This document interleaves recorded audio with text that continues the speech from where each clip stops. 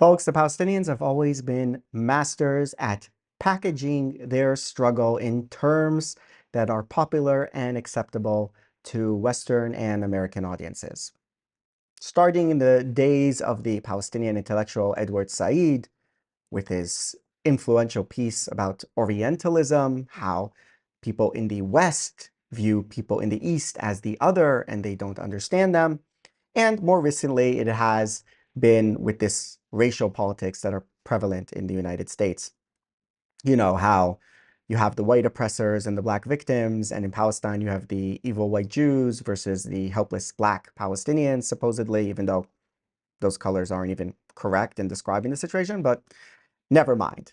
But lo and behold, it turns out when a bunch of black people from the US were brought to Palestine, they experienced quite a bit of racism because, there's a word for a black person in the Arab world, abid, which means slave, which is still in use in many places.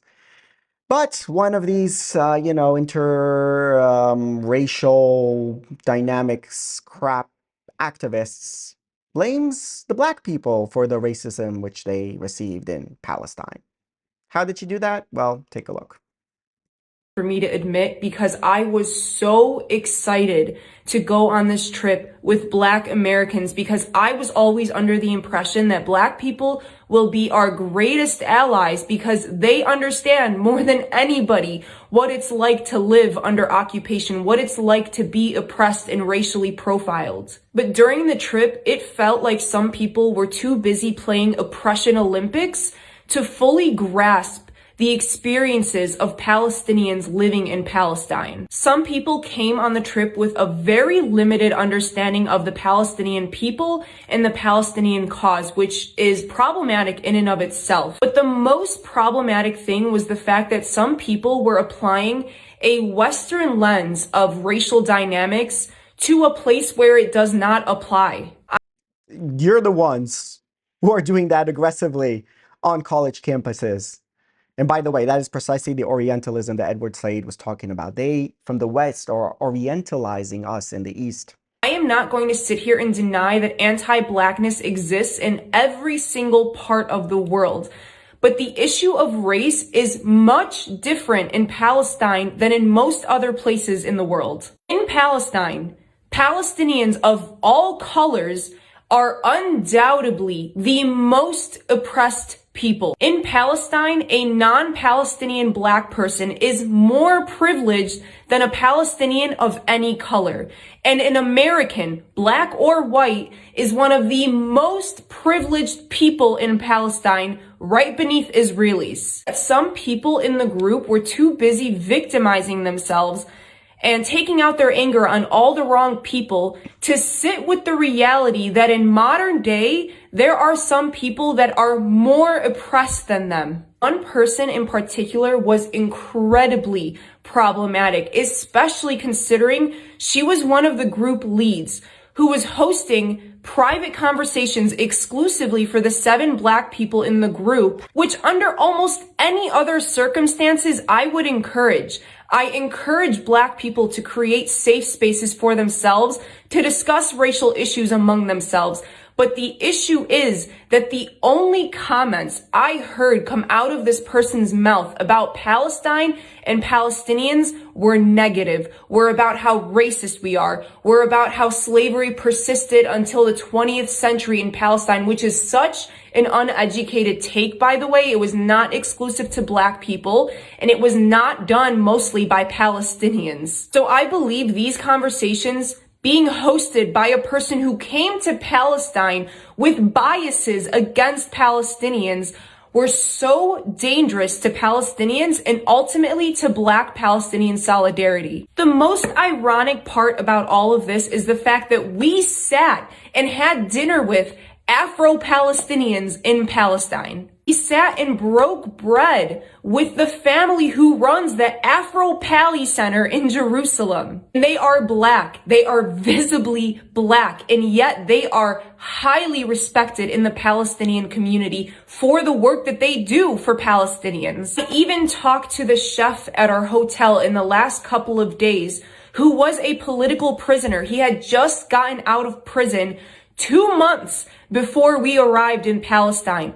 And he told us that he sat side by side with an Afro-Palestinian, son of the couple who runs the Afro-Pali Center. He sat with him in prison, and he was shocked when I asked him about racism in Palestine, because he was like, those are my brothers. I don't care what color they are. During this trip, I sat with Palestinians and I told them, talk to me bluntly. I'm a Palestinian. I'm not going to judge our community.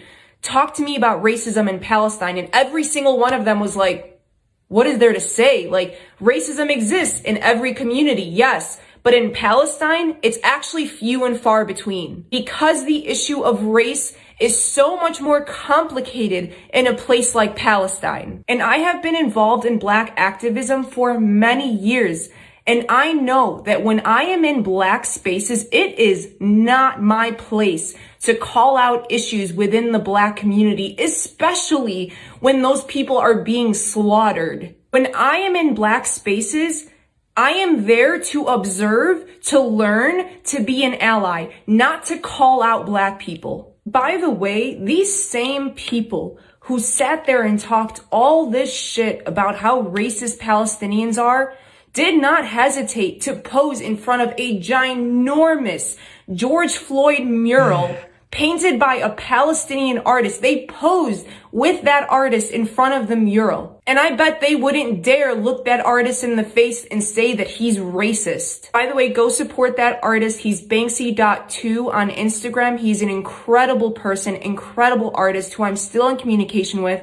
He is struggling right now. His daughter is in the hospital, so please reach out and try to help in any way that you can. But I refused to pose in that picture with the rest of the group because literally an hour before that, they were making fun of Palestinians. We passed a mural that was supposed to be, I believe, of Nelson Mandela, but it wasn't the greatest art.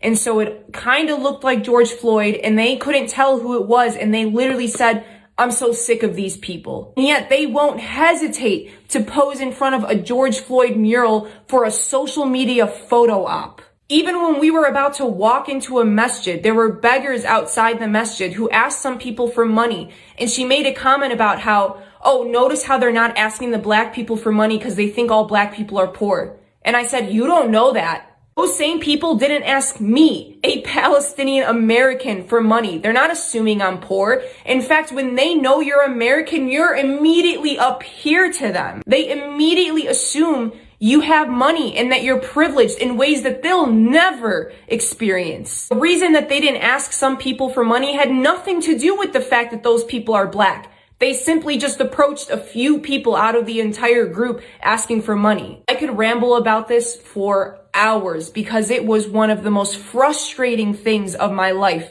to watch people come from America to a place like Palestine and act like they're more oppressed than people literally living under occupation. And it's so ironic because the entire time I'm trying to find parallels between the lives of Palestinians, between the racial profiling that I experienced as a Palestinian and the experiences of Black people in America. Maybe you shouldn't be looking for those parallels because it's not the same situation, you idiot. I thought that this would be an opportunity for us to come together and understand each other better, not to create more division. But this is why some people are so dangerous to the movement, not only to the pro-Palestinian movement, but also to Black activism. Because if I was somebody else, if I haven't already done so much work for the Black community, if I didn't already have a deep understanding of racial dynamics, this entire experience might have pushed me away from the Black community. But I know that these rotten tomatoes in the community do not represent the Black community as a whole. One of the most ironic parts about all of this is that before making this video, I was sitting in a cafe in Amman, journaling my thoughts about this topic, and I got interrupted by a waiter at the restaurant who asked me where I'm from, and we started chatting, and it turns out he is Jamaican and Palestinian. But ultimately, I think if you have internal biases against Palestinians, you should not be going to Palestine. And if you don't want to acknowledge the experiences of Palestinians in their entirety, then to be honest, we don't need you as an ally. Seeing what Palestinians are going through only makes you think, yeah, no, we have it worse. When you're an American, you are not a true ally. And I will be talking more about the issue of people taking trips to Palestine with a limited understanding of Palestinians and Palestinian history. Because there were so many other issues with some of the people who went on this trip for all the wrong reasons. I don't know what I was expecting from my trip to Palestine, but I certainly did not expect to walk away with racial tensions between myself and the Black people in our group. And that's Preach, sister, preach, you raging psychopath. Oh my God, intersectionality at its worst. These rotten apples in the community who don't agree with everything that I have to say, who had a negative experience from visiting Palestine, who were upset that they experienced racism in Palestine.